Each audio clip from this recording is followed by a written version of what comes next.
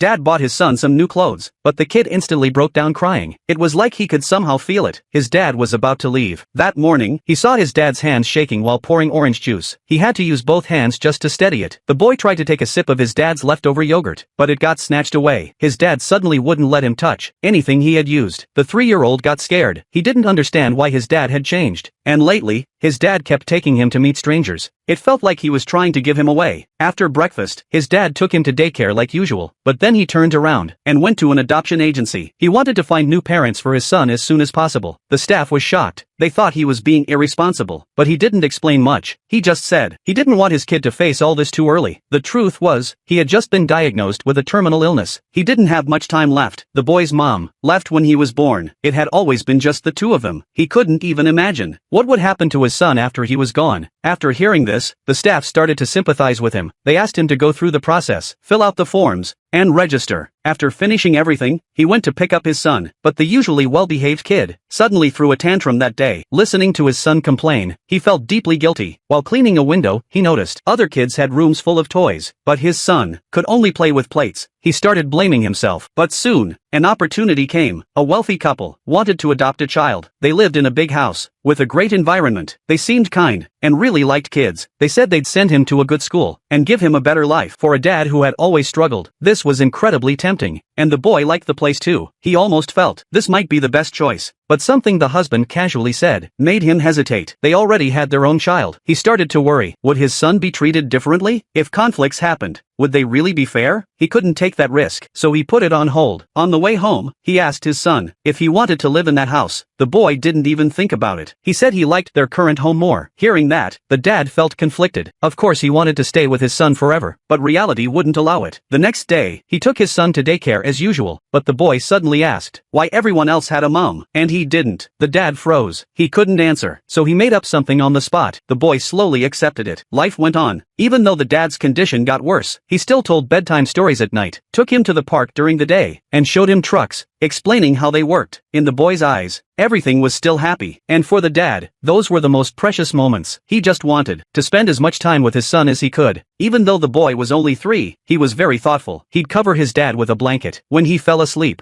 When his dad woke up, he'd bring him water and quietly stay by his side. But the illness kept getting worse. Sudden headaches at work made him realize he was really running out of time. He had to find a place for his son fast. The second family seemed decent. They dressed well, spoke gently. They didn't have kids and had always wanted one. They hoped to build a complete family. During the visit, the boy noticed a stuffed rabbit on the table. The husband casually handed it to him to play. That small gesture touched the dad. It made them seem caring, but as they were leaving, the wife quietly signaled to take the rabbit back. The dad saw everything. In that moment, his heart sank. They looked nice, but details don't lie. If they couldn't even let go of a toy, how would they treat a child later? He rejected them on the spot. On the way back, everything weighed heavily on him. Then the boy suddenly asked, "What does adoption mean?" His voice was soft, but it hit hard. The dad didn't know how to explain, so he just said, "If a dad isn't good enough, he gets replaced by a better one." The boy didn't like that at all. He said he didn't want to be replaced, then ran off. He walked along a line on the ground, step by step, like he was trying to process his feelings. Watching him, the dad's eyes filled with tears. He always felt he wasn't a good father. He couldn't watch his son grow up or see his future. He wished so badly for more time, but time doesn't wait. All he could do was keep reminding his son to be careful when walking. That afternoon, he dragged his weak body and tried walking in a straight line like his son, but he couldn't even keep his balance. Every step was hard. That helpless feeling finally broke him. He became irritable, even lashed out at a car. He knew he couldn't hold on much longer. The headaches got worse. His body kept failing. But even then, he had to keep going, because his son still wasn't settled. The third family was more complicated. It was a big household, with both biological and adopted kids. They kept saying they treated everyone equally. They also said they wouldn't adopt more. But during the visit, the dad noticed one child was very rude, talked back, and ignored discipline, and the youngest one didn't look friendly toward his son either. The boy got nervous right away, pulled his toy back, and leaned toward his dad. His eyes were full of unease. Seeing that, the dad already had his answer. This wasn't the right home. Time was running out. He kept wondering whether to tell his son the truth, but it was too heavy. The boy wouldn't understand. Until one day, the boy saw a beetle that wasn't moving. He got curious. The dad told him directly, "It's dead. It won't move again. It won't play anymore. It's just an empty shell now." At that moment, he couldn't go on. His emotions rushed up. He almost broke down, but held it in. The fourth family was a single woman. Her life had been rough. She had a child when she was young, but had to give it up because she couldn't afford to raise it. Later, she couldn't have children anymore. Her marriage didn't last either. Now, all she wanted was a child to love. She had been applying for a long time. During the visit, she took out a bag of candy and let the boy play with it. The dad could tell she didn't have much money, but he didn't mind. He wasn't wealthy either. As they talked, he shared his past. He had a hard childhood too. He fought through everything. That's why he wanted his son to have a better life. On the way home, he saw a child crossing the street. Steady, confident. He couldn't stop watching until the kid disappeared. In that moment, he realized something. One life was just beginning, another was about to end, and they crossed paths at the same time. The next day, with his last bit of hope, he went back to the staff and asked if they could contact the boy's mother. They refused immediately. They said someone like her wasn't fit to be a mother again. He stood there, not knowing what to do. That helpless feeling pressed down on him. His eyes filled with tears, but nothing could be changed. That day was his 34th birthday, and his last. He made a cake with his son, covered in candles. The boy added one more. The dad froze for a second. He knew he wouldn't make it to the next birthday, but he also knew his son just didn't want to let go, so he just smiled. That night, he cried alone. Later, he stood on an overpass, unable to stop the tears. Memories flashed one by one, but reality was cruel. He had less than a month left. He couldn't wait any longer. When he got home, he gave his son a bath for the last time. Slowly, he just quietly looked at him. Then he took out new pajamas. It was the last thing he could give. But the boy suddenly broke down, refused to wear them, threw everything away, even his favorite toy. It was the first time he acted like this. The dad paused, then smiled. He understood. The boy was learning how to face loss. Later, they both calmed down. They drew together in a book, and the tension slowly faded. Then the dad asked something. He realized the boy still remembered the woman with the candy. In that moment, he finally made his decision. To him, family isn't about blood or how rich you are. As long as it's real love, that's enough. After that, he started taking care of final things. He passed by a church and a cemetery, but didn't stop. He just walked on calmly. He had accepted everything. In the end, he sold his car and took his son to an amusement park. All the rides he used to skip, they tried them all this time. They laughed so much. It was their happiest day, and their last. The dad gave everything he had to leave his son with one perfect memory. Before sending him away, he prepared a time capsule. He wrote 15 letters, one for each birthday, until the boy turned 18. Inside, there was a photo of them together, and that extra candle. He had lit it in advance, like celebrating another birthday with him. He also included the only photo of the boy's mom. He didn't want his son to feel abandoned, and his work cap and the tools he'd used for years, pieces of himself. He hoped when his son saw them, he'd think of love, not sadness. The next morning, he took his son, got in the car, and drove to the woman's house. The final trip, he told his son to ring the doorbell. The door opened. The woman was happy to see them, but the boy didn't respond. He slowly looked up at his dad, his eyes steady. The dad stood there, exhausted, but in his eyes, there was nothing but love and blessing.